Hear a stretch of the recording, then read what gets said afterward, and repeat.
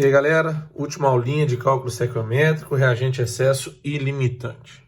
Bom, eu vou tentar explicar o conceito de reagente, excesso e limitante sem usar inicialmente reações químicas para vocês verem o que é alguém está em excesso e alguém está limitante. Depois a gente aplica numa reação. Para isso eu trouxe uma receita de bolo. Na minha receita de bolo, fala que eu preciso de 1 litro de leite para 2 ovos, entre outros materiais, né? E a gente consegue fazer um bolo. Alguém pegou essa receita, uma pessoa 1, e levou ela para casa para fazer bolo.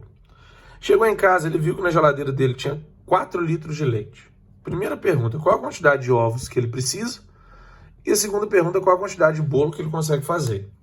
Então, a primeira pergunta, a gente vai responder usando a receita. 1 litro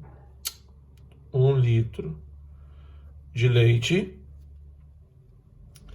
Ele precisa de 2 ovos e ele acaba produzindo um bolo, certo?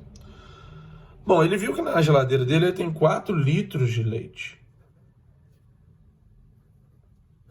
Bom, pessoal, se ele tem 4 litros de leite, ele vai precisar de X ovos. E calculando, X vai ser igual a 8 ovos.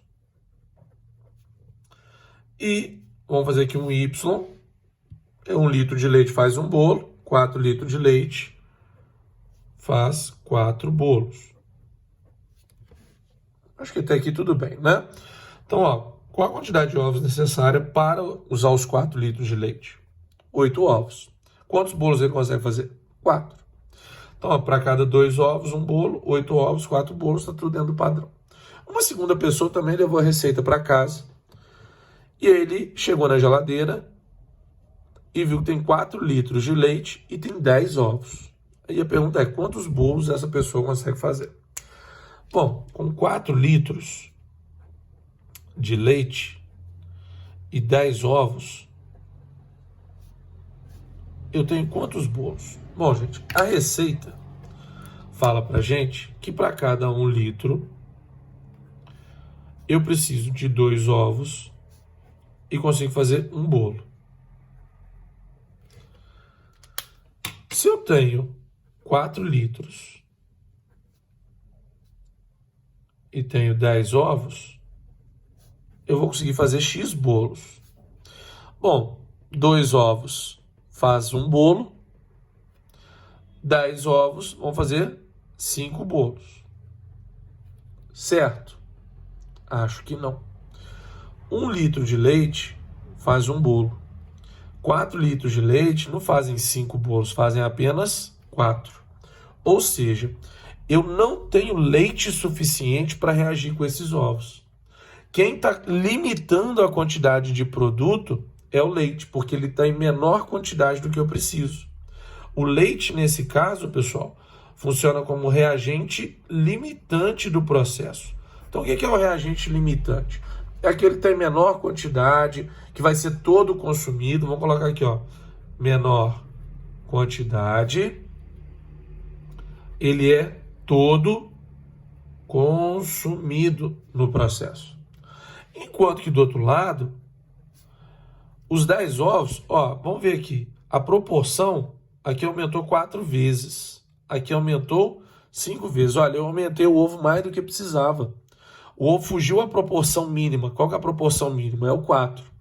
Então, aqui dos 10 ovos que eu coloquei, 2 ovos vão sobrar, porque o ovo está em excesso.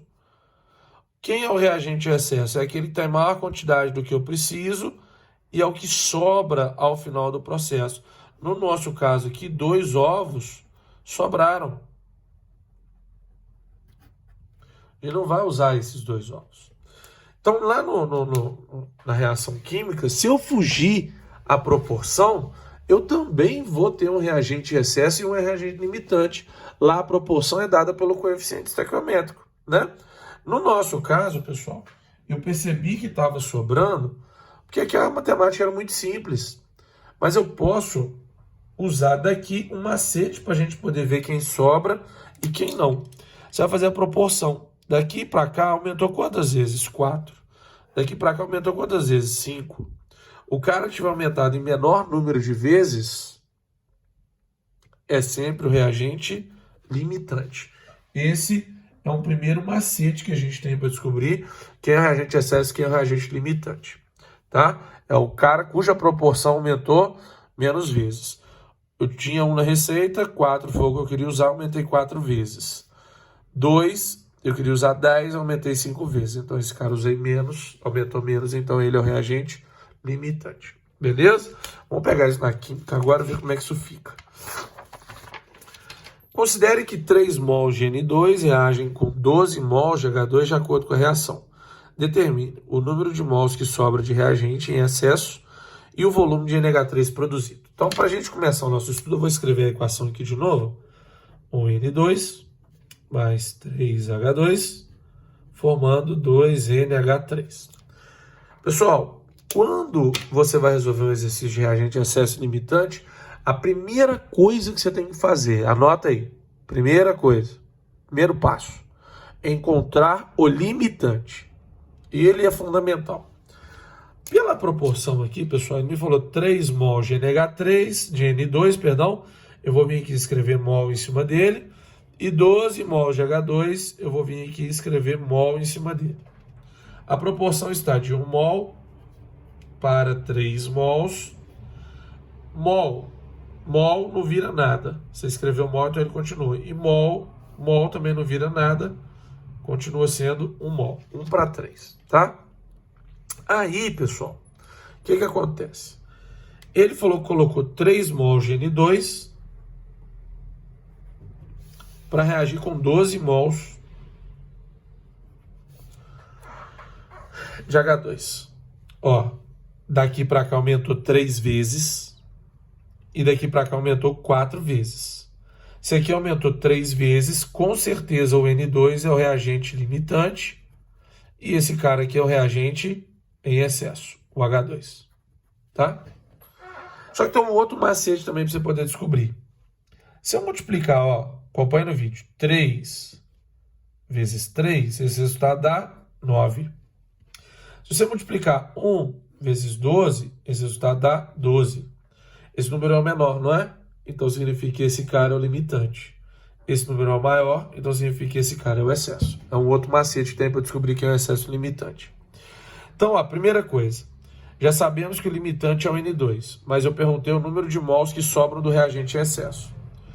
1 mol reage com 3. 3 mols vão reagir com 9. Então, dos 12 mols que eu coloquei, 9 mols vão ser consumidos. E 3 mols sobram. Então já respondemos a primeira. 3 mols vão sobrar. Entenderam, gente? Como é que eu fiz? Ó, 1 está para 3, 3 está para 9. Como você colocou 12, a diferença vai sobrar, tá? E depois ele perguntou o volume de NH3 produzido. 1N2 mais 3H2, formando 2NH3. Ele quer o volume desse cara. Aí que você vai ficar atento. Quem é o reagente limitante? É esse cara aqui. Então você vai relacionar o produto com ele. Põe aí, segundo passo. Calcular o produto em cima do reagente limitante e não do reagente em excesso. E do limitante ele tinha dado mol. Então vai ficar 1 mol para 2 mol. Professor, de onde você tirou que ele tirou mol? Aqui, ó. Por isso que você escreveu esse mol aqui, ó. 1 mol. Mol tem que virar mol. Então não tem que virar nada. Você mantém o mol. 2 mol tem que virar volume. Na CNTP, você sabe que 22,4 vale 1 mol. Logo, esses 2 mol vão ser 44,8 litros. Show de bola? Agora eu vou pegar do... Ó, gente, desculpa, isso aqui, ó. Confundi aqui. É aqui. Esquece aqui. Eu vou pegar do N2. Ele falou que colocou 3 mols.